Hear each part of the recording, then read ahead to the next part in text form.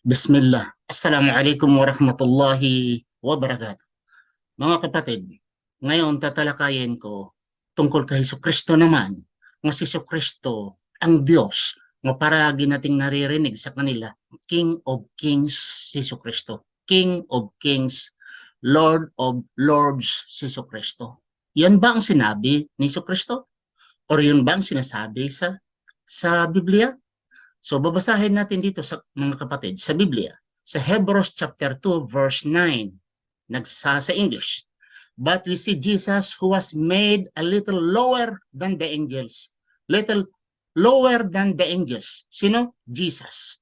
For the suffering of death, crowned with glory and honor, that he, by the grace of God, should test death for every man.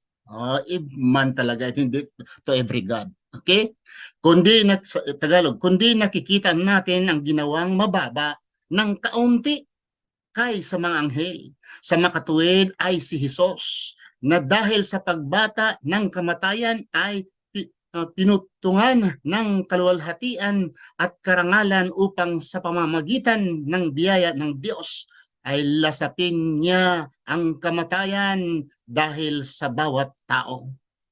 So, namatay daw siya na tao. Okay.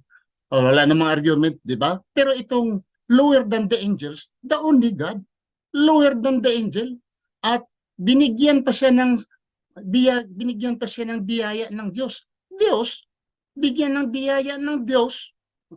Diyos ka na, bigyan ka pa ng biyaya ng Diyos. At lower the angel, Hebrews chapter 2 verse 19. Isip-isip mga kapatid, mayroon bang Diyos lower than the angel?